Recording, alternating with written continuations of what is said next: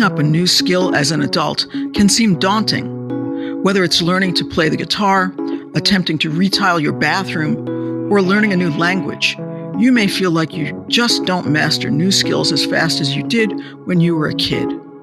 And it can be hard to overcome the voice in your head saying that you can't teach an old dog new tricks.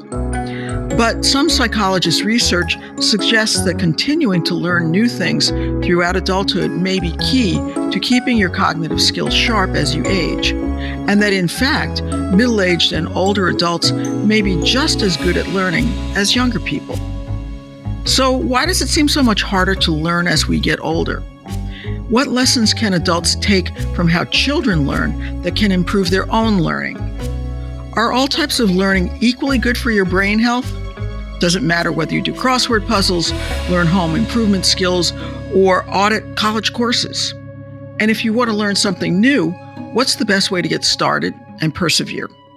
Welcome to Speaking of Psychology, the flagship podcast of the American Psychological Association that examines the links between psychological science and everyday life. I'm Kim Mills. My guest today is Dr. Rachel Wu, an associate professor of psychology at the University of California, Riverside, where she runs the Cognitive Agility Across the Lifespan Lab. Her research focuses on understanding cognitive development and decline across the human lifespan from infancy to older adulthood in order to help learners maximize their learning potential at any age. She's authored dozens of academic studies, and her research has been covered by NPR, NBC News, and other media outlets. She's also a lifelong learner, having taken up painting, singing, and other new pursuits in adulthood. Dr. Wu, thank you for joining me today. Thank you so much for having me. It's great to be here. Let's start with the broad question I just asked in the introduction. Why does it seem so much harder to learn new skills as we get older? It's difficult because we have so many other things we need to do. We have to pay bills. We have full-time jobs. We have a lot of things that can get in the way. And on top of that, we also have to take care of children maybe and do other things. And society and we ourselves also don't let ourselves learn as well. So we might say, I'll give myself 10 minutes to learn this. And if I don't learn it, I can't ever learn it.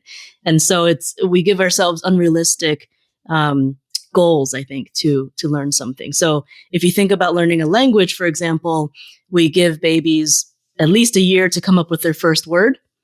And we give ourselves as adults maybe 10 minutes to learn our first word in a new language. And so it's a completely different approach that we take when we think about learning as adults. So what lessons can adults take from how children learn? And what's the difference between how kids learn and how adults learn other than they have a lot of time to learn? Right. So there's several things. One is children don't typically say, this is not relevant to me. I'm not going to learn it. Right. So they typically, when they see something, they are curious. They just want to learn whatever comes their way. And so as adults, we can also try to have more of that kind of attitude as well. So don't dismiss things as irrelevant and just take in what you can. So what I call this input-driven learning. And then also children have a lot of help. So they have what I call individualized scaffolding. So they have parents, teachers, caregivers, anybody around, neighbors even, who want to help them learn something. And they're always kind of at the ready to help them learn anything they need to learn. So as adults, though, it's really hard to find somebody to teach you how to learn, teach you something, right? So if you want to learn, let's go back to the language example. If you want to learn another language, you have to pay somebody, or maybe try to even, if you're trying to learn how to use a new online banking platform, it's really difficult to find somebody to teach you how to do something. So that's the second thing. And we also have a very fixed mindset as adults. So if we don't know how to do something, it may be impossible for us to do, to ever learn it, ever. And so, whereas kids, they don't often have this mindset when they're really young. And in fact, people around them don't put this mindset on them. They encourage them to learn. So with babies learning how to walk, we don't say to babies, I don't think you're going to ever walk, so I'm just not going to bother teaching you. It's not something that crosses our minds as parents and caregivers, right? So that's the third thing. And the fourth thing is there's a very forgiving environment. So if mistakes are made, kids are not thought of as senile or something, right? Right. And these kinds of like environments that allow mistakes to happen, and you're not defining yourselves based on what you know and things like that. And then also it's a very serious commitment that kids have when they're learning.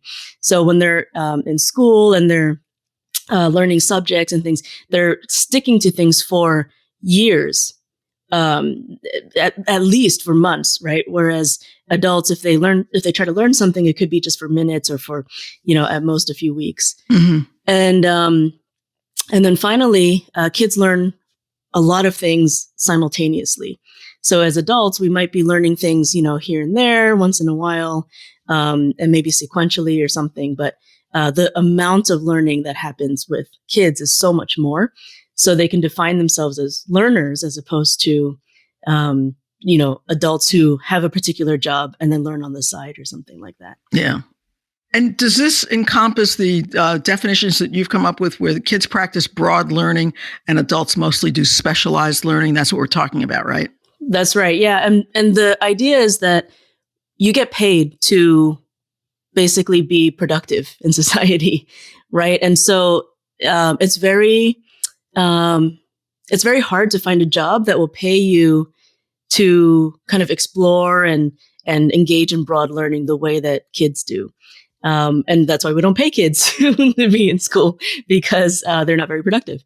And so you get to a certain point in your life, and you're told, okay, you have to be productive now. You have to start making money. And so the way that works is, well, you can then have more specialized training. If the job even allows extra training. Sometimes you're just hired. A lot of times you're just hired based on what you already know. Now, you did a study recently where you asked older adults to learn a lot of new things at once, basically to take on the equivalent of a college course load. Can you talk about what you did and what you found, and how did that intensive learning experience affect the older adults in the study? We brought in people that were 58 to about 86 years of age, and we asked them to take 3 courses over 1 quarter, so like a 10-week, 12-week session. And we asked them, so this is essentially like a undergraduate, quarter. And the classes that they had to take were like Spanish, photography, drawing, music composition, things like that. And they had to take 3 of the classes that we assigned to them, and we assigned them based on how little they knew about the classes. And then we said, if you want to, you have the option to take up to the 5 classes that we were offering. And so some of the people wanted to take, the additional 2 classes because let's say they were really interested in drawing, but then we didn't assign them to drawing because they had some drawing experience or something, right? So then they could still sit in the drawing class if they took the other classes. So after 3 months of taking these classes, they increased their cognitive abilities to levels that were initially similar to other older adults that didn't take the classes, to more like middle-aged adults who were taking the test for the first time. And so this was like a 30-year difference in terms of age. And then what was really astounding was after 1 year, after the end of the intervention, after the end of the classes, they ended up increasing their cognitive abilities, and continuing to increase their cognitive abilities all the way up to levels that were similar to undergraduates. So like 20-year-olds, 50 years younger, who took the test for the first time. Yeah, that's pretty amazing. So how can people put findings like this into practice in the real world? I mean, what can you do if you don't have access to college classes or the time to take them? So if you don't have the time to take classes or time to learn a lot of new things, I can tell you that we may actually be quite efficient at learning as adults compared to children. So it might take us only 10 minutes to figure something out that would take a kid maybe 5 hours to figure out on their own.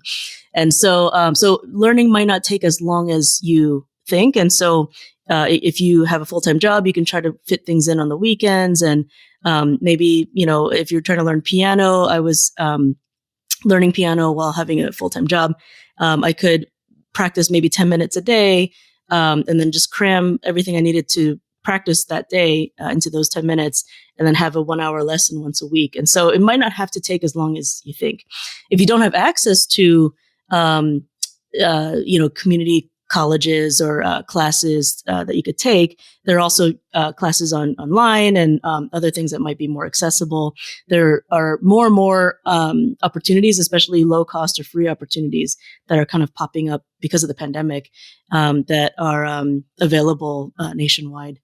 We've all heard that at least some aspects of our cognitive abilities decline and our memory gets worse as we age. What does the research say about this? How do cognition and memory change for most people as they get older? And how do those findings square with the work you're doing on learning at any age? So there are a lot of studies that do show that as we get older, especially from midlife on, we do see declines in our cognitive abilities, especially attention and memory. But my research is trying to question, well, how much of that is under our control and how much of that is kind of like predestined biological issues that are more out of our control. And so what we've been finding is that there actually can be quite a bit of movement in terms of your cognitive abilities if you're learning a lot of new skills. And so what if a lot of the decline that we see is premature or self-imposed in a way that we can increase cognitive abilities over time? So it's kind of a self-fulfilling prophecy that if you believe you can't learn, if you believe you're losing your memory, you will. Right. And what I typically tell people is, if you think about it, children who, if you pull children out of school and you give them the life of watching TV all day, not learning a lot of new things, they also would be declining too. Right. So it's not so much an age issue, it's a lifespan issue for me. Mm-hmm. And so I ask people, like, people ask me, well, what should I do? How should I live my life? I don't know. But what I typically ask them is, if you have, grandchildren or you see children around, if you're happy with them living the kind of life that you live, then continue that way. Right. So if you're learning a lot of new skills and they're learning a lot of new skills, then that's great. But if you think that doing crossword puzzles is enough, to kind of maintain your cognitive abilities, and that is the life that you think children should live too, then there's some disconnect there, right? So children don't come out of school, like get pulled out of school just to learn how to do crossword puzzles, and then we expect their cognitive abilities to be maintained, Yeah. And also the other thing is maintenance should not be the goal. So when you keep a kid in first grade, when they should actually be increasing and advancing to second grade, third grade, fourth grade, maintenance is actually the last resort that we typically have with children, right? So we shouldn't think about maintenance as something that is the end goal in adulthood. We can, bring ourselves to new levels, to experience new things, to get to where we eventually want to be. You mentioned crossword puzzles a minute ago, and I don't want to malign crossword puzzles. I'm sure a lot of our listeners love them, and I do the spelling bee in the New York Times every day. But does that count as learning, and does it have any impact on cognition and learning, or is it just kind of a fun thing to do? Well, so it depends on how good you are at it. If you're terrible at it, okay, if you're very good at it, chances are you've probably plateaued to a point where, there's probably some level of challenge. Especially the New York Times one, right? But it's not going to be as challenging as learning a new skill that you have zero idea how to do. So do you know how to play the trumpet, for example? I don't. Okay. So if you learning how to play the trumpet versus the spelling bee or the crossword puzzle, right? The level of challenge is just unparalleled, right? So it's just completely different in terms of how you're engaging different systems in your brain. So the more you're doing things that you know how to do, the more you're engaging kind of habit systems, and the less you're engaging systems that overall decline with age. So then as an adult, if I'm watching YouTube videos to figure out how to fix a toilet for the first time, or maybe switching from an Android to an iPhone, that I'm really learning something because it's new and different. Right. And you know, the other thing I want to emphasize here is that at some point, everybody probably has to be learning something new to stay independent. Or you pay somebody to do something for you and then you become dependent on that person. And so what is actually more important than the cognitive abilities that we're talking about here is the ability to stay independent over time. And so if you're learning new things, a lot of new things, you have the confidence also then to tackle whatever new things you have to be learning to stay independent. And so, for example, from the study that we conducted, we had participants during the pandemic say to us, I learned how to fix my toilet. I learned how to do my own nails because they had gone through this huge learning study with us. They learned 3 new things at the same time. And so they were not afraid to learn anything new that came their way because of the pandemic. So right. I think that's a really important thing to emphasize because especially with new technology and new things that might be more daunting for older learners, people think, I can't do it. It's impossible to learn, or I'm too old to learn or something. And as soon as you start learning, the second, the fourth, the fifth thing you learn is going to be much easier than the very first thing you learn in a long time. What's the difference between memorizing and learning? Does memorizing have the same benefits as learning? Memorizing, it depends on what you're memorizing. So if you're memorizing new things, for the thing that I'm talking more about like learning new skills. And so there are kind of procedural and like manual things maybe that you're doing, but also kind of knowledge, like content knowledge as well. And so if you're memorizing and not actually putting things to use, then it's not going to be as helpful probably for your everyday life. So memorizing a phone number, for example, sure. But then if you're not calling that person, probably not that useful. And so we have the same issue with kids. We're trying to switch over from, kind of rote learning, like more memories, like things that were more about memorizing facts, with kids, to now more about critical thinking, right, in education. So I think that is also a really important link that is that we can draw across the lifespan too.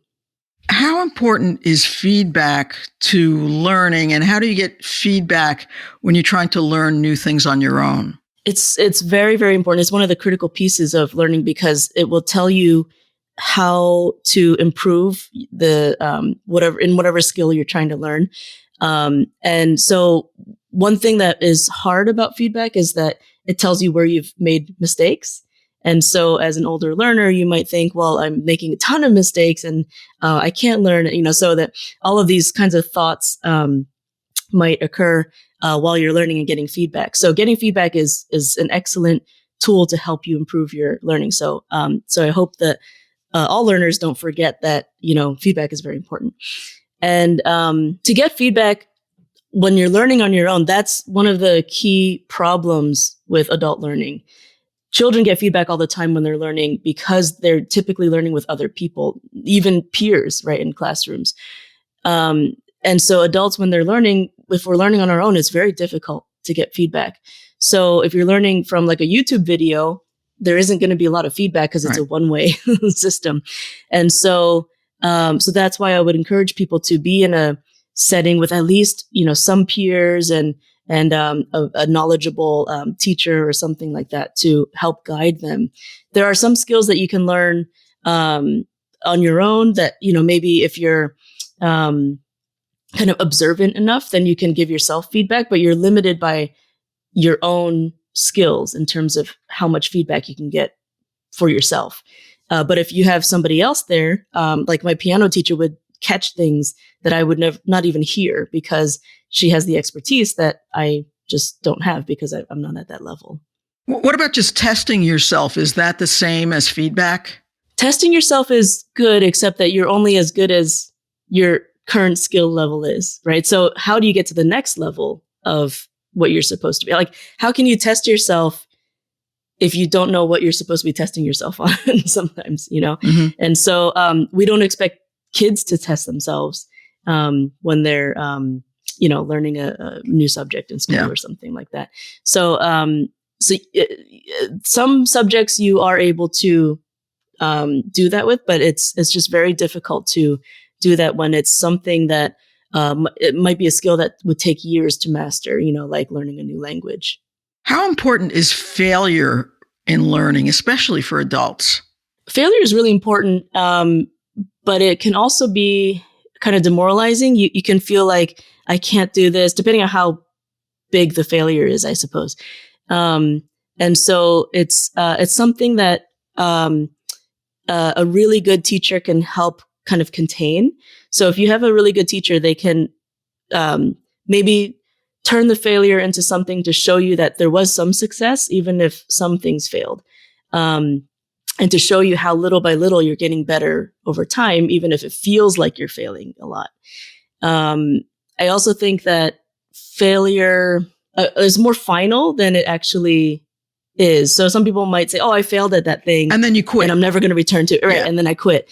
And so that's the role of a really good teacher. Cause like if a kid says, oh, I failed at riding my bike for the first time, then somebody usually tells them, well, let's try again. And, if you put your feet this way and you turn the wheels this way, then it might make it a little easier. And then the kid, little by little, then sees a bit more success over time.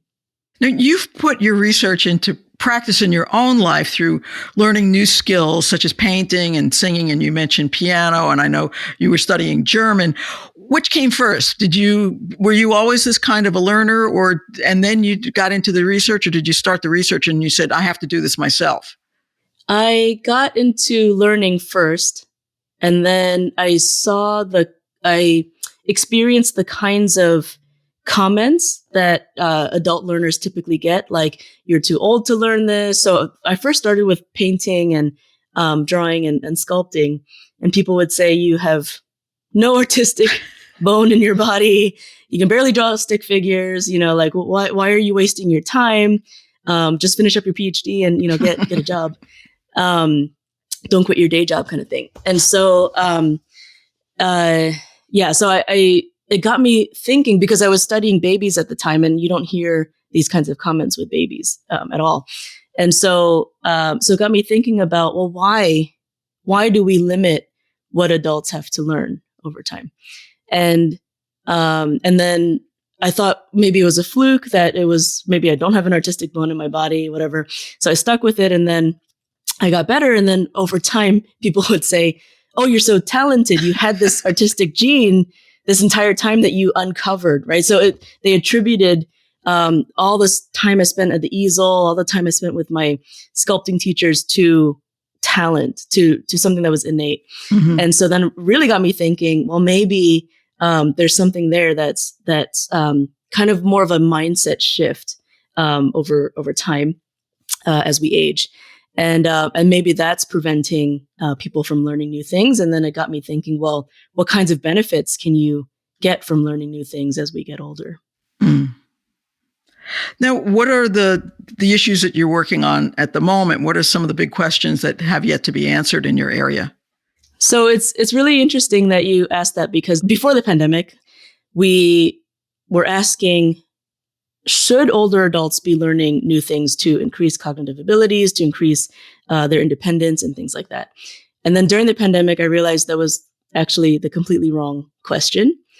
The question is, given that we have to be learning new things throughout our lifespan, what is the best way to encourage learning over time? And so it turns out people have different barriers to learning. So some have a lot of motivation and very few resources. Some have a lot of resources and very little motivation. Some people have a lot of motivation, a lot of resources, and and relatively low cognitive abilities to be able to pick up what they want to learn. And so I think identifying the individual differences and what the barriers are is really important. And so what we're doing now is targeting different groups that have different barriers to learning, and then seeing if we can help lower those barriers to then get them to be able to learn new things that they want to learn. Well, Dr. Wu, I want to thank you for joining me. I think this has been very encouraging. Thank you for having me. You can find previous episodes of Speaking of Psychology on our website at www.speakingofpsychology.org or on Apple, Spotify, YouTube, or wherever you get podcasts. And if you like what you've heard, please subscribe and leave us a review. If you have comments or ideas for future podcasts, you can email us at speakingofpsychology@apa.org. Speaking of Psychology is produced by Lee Weinerman. Our sound editor is Chris Kondayan. Thank you for listening. For the American Psychological Association, I'm Kim Mills.